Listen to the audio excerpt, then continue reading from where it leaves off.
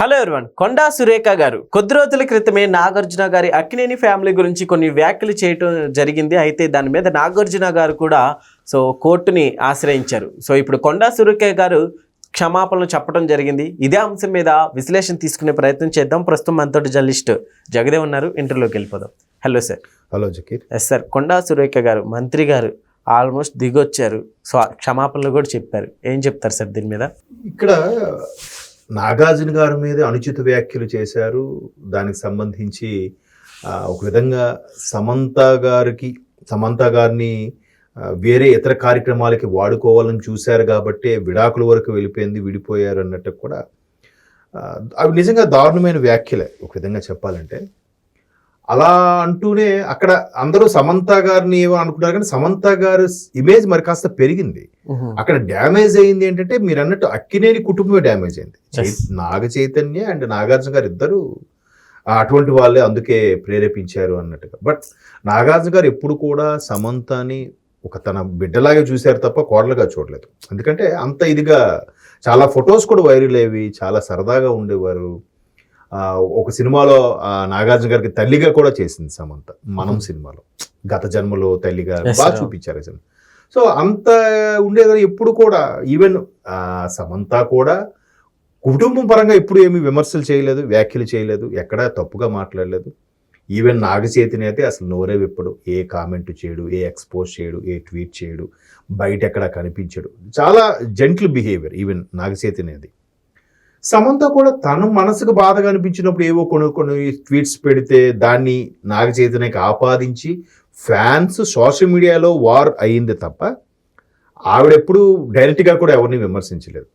ఇకపోతే కేటీఆర్ గారిని విమర్శిస్తూ, కేటీఆర్ గారు ఉమెనైజరు, ఇండస్ట్రీలో చాలా మందికి సంబంధాలు ఉన్నాయి అనే కోణంలో మాట్లాడుతూ మంత్రి కొండా సురేఖ గారు కొన్ని వ్యాఖ్యలు చేస్తూనే ఇట్లా నాగార్జున గారు, నాగచైతన్య గారు కూడా సమంతాని ఉసుగొలిపారు, సంథింగ్ అలాంటి వ్యాఖ్యలు చేస్తూనే చేయడం అనేది ముక్త కంఠంతో అందరూ ఖండించారు. ఇండస్ట్రీలో కూడా చాలా మంది ఖండించారు.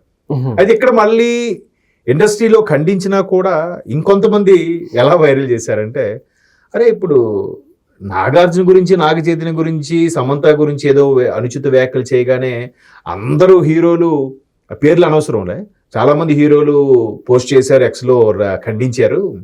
మరి ఇదే పవన్ కళ్యాణ్ గారి శ్రీమతికి మీద కానీ తల్లిదండ్రుల మీద కానీ చాలా అనుచిత వ్యాఖ్యలు చేశారు కదా వైసీపీ ప్రభుత్వంలో. మరి అక్కడ ఎవరు ఎందుకు ఫిల్మ్ ఇండస్ట్రీలో ఖండించలేదు? అది చూడండి, ఒక వ్యాఖ్య ఎన్ని రకాలుగా ఎంతమంది ఇండస్ట్రీకి, ఎంతమంది గ్రూప్ ఆఫ్ ఫ్యామిలీస్కి ఇంపాక్ట్ అయ్యిందో. సరే, అదంతా ఒక రచ్చ నడిచింది. ఇకపోతే లేటెస్ట్గా ఒక 2 రోజుల కిందట మంత్రి సురేఖ గారు ఒక ఎక్స్లో పోస్ట్ చేశారు. నేను అక్కడ ఎవరిని ఉద్దేశించి అన్నది కాదు, కానీ అలాగ అనుండకూడదు, బట్ అది అన్నాను. వాళ్ళని, నాగార్జున గారిని, అక్కినేని కుటుంబ సభ్యుల్ని బాధ పెట్టాను. నా వ్యాఖ్యలు ఉపసంహరించుకుంటున్నాను. ఇది ఖచ్చితంగా క్షమాపణ కోరుకుంటున్నాను అని కోరుకుంటూ నా వ్యాఖ్యలు ఉపసంహరించుకుంటున్నాను కూడా చెప్పారు. ఓకే. అంటే ఇక్కడ అది కూడా అర్ధరాత్రి 12 ఎక్స్లో పోస్ట్ చేశారంట. అంటే తెల్లవారితే ఏదో జరుగుతుందా, లేదా తెల్లవారితే ఆమె మంత్రి పదవి పోతుందా, లేదా ఆమెకి ఇంకే రకమైన కాషన్ ఆర్డర్స్ వచ్చాయా అనేది రకరకాలుగా సోషల్ మీడియాలో వైరల్ అవుతుంది. ఇప్పుడు ఇన్ని రోజులుగా ఆల్మోస్ట్ అది ఒక 6 నెలలు 8 నెలల పైన అవుతుంది వ్యవహారం జరిగి. దానిపై నాగార్జున గారు కేసు వేశారు. హైదరాబాదు నాంపల్లి కోర్టులో ఎక్కడో కేసు నడుస్తుంది. అది వాయిదాల మీద వాయిదా నడుస్తోంది. అయితే ఎంత బలగని కేసుకు భయపడితే వెంటనే చెప్పాలి, లేదా అక్కడికి 4 రోజుల తర్వాత 2 నెలల తర్వాత కాంప్రమైజ్ అవ్వాలి. అలా కాకుండా మొన్న 2 రోజుల కిందట, అది కూడా రాత్రిపూట ఎందుకు, పొద్దున్న ఎప్పుడో పెట్టొచ్చుగా. ఆ రాత్రి పెట్టడం వల్ల ఉద్దేశం ఏంటి అంటే ఎవరైనా డెడ్ లైన్ ఇచ్చారా అంటే జనాలు ఎలా ఉంటుందంటే, ఇప్పుడు ఒకరిద్దరు మంచిగా మాట్లాడుతున్నారు అనుకుందాం, ఎందుకు వాళ్ళు ఎందుకు మాట్లాడుతున్నారు, అదేంటి ఈ టైంలో మాట్లాడుకోవడం ఏంటి, ఈ టైంలో వాళ్ళు రెస్పాండ్ అవ్వడం ఏంటి, లేనిపోని అనుమానాలు. వాళ్ళేదో ఇప్పుడు రీసెంట్గా ఆంధ్రప్రదేశ్లో కూడా ప్రవీణ్ ప్రకాష్ అనే మాజీ ఐఏఎస్ అధికారి రిజైన్ చేశారు. ఆయన మన ఏబి వెంకటేశ్వర గారి మీద ఇంకో ఐఏఎస్ ఆఫీసర్ వాళ్ళని అలా చేసుండకూడదు, అప్పటి ప్రభుత్వం బలవంతం వల్ల నేను ఇలా చేశాను క్షమాపణ కోరాడు. ఇప్పుడు రియలైజ్ అయినట్టు. ఎందుకు రియలైజ్ అయ్యాడు? అనేది ఆలోచిస్తారు. పోనీ ఏదో చెప్పాడు, తప్పు ఏదో జరిగింది అనుకుంటే ఈ టైంలో రిలీజ్ అయ్యాడేంటి అంటే ఈయనకి ఏమైనా అరెస్ట్ భయం పట్టుకుందా, లేకపోతే ఈయన ఎవడైనా ఏమైనా చేస్తాను వార్నింగ్ ఇచ్చాడా, లేదంటే నెక్స్ట్ ఈయన పరిస్థితి ఏంటి, లేకపోతే ఈయన పట్టుకొని లాగితే మొత్తం తీగ లాగితే డొంకంతా కదులుతుందా, ఇలాంటి యాంగిల్ ఆలోచించే నేపథ్యంలో ఈవిడ అర్ధరాత్రి పూట ఎందుకు ఎక్స్లో పోస్ట్ చేశారు. పైగా కొండా దంపతులు ఎప్పుడు ఎవరికి భయపడరు, ఓపెన్ గా స్టేట్మెంట్ ఇస్తారు. ఈవిడ ఆ మధ్యన జగన్మోహన్ రెడ్డి గారి మీద కూడా చాలా ఓపెన్ గా స్టేట్మెంట్ ఇచ్చారు ఆవిడ ఎలక్షన్స్ అయిపోయిన తర్వాత అనుకుంటా, అంటే ఆంధ్ర ఎలక్షన్స్ అవ్వకముందు.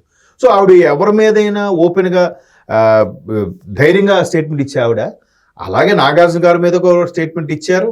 బట్ ఇట్లా నా వ్యాఖ్యలు విత్డ్రా చేసుకుంటున్నాను, దయచేసి పెద్ద మనసుతో క్షమించాలను, లేదంటే నిజంగా క్షమాపణ కోరాల్సిన వ్యాఖ్యలే చేశాను అన్నట్టుగా స్టేట్మెంట్ ఇచ్చారు.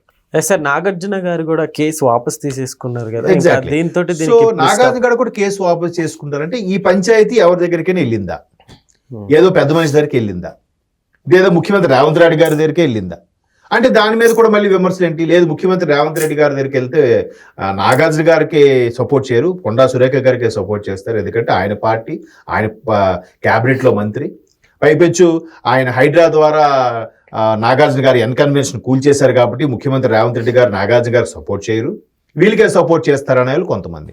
లేదు పార్టీ రాష్ట్రంలో, తెలంగాణ రాష్ట్రంలో పార్టీ అప్రతిష్ట బాలవుతుంది, దానికి రేనిపోని ఇష్యూస్ అన్ని వస్తాయి, ఎందుకు కాంప్రమైజ్ అయిపోదాం బెటరు అని చెప్పి ముఖ్యమంత్రి గారే చెప్పారు, లేదా కాంగ్రెస్ అధిష్టానం చెప్పింది అనేది ఒక వర్గం ఉంది.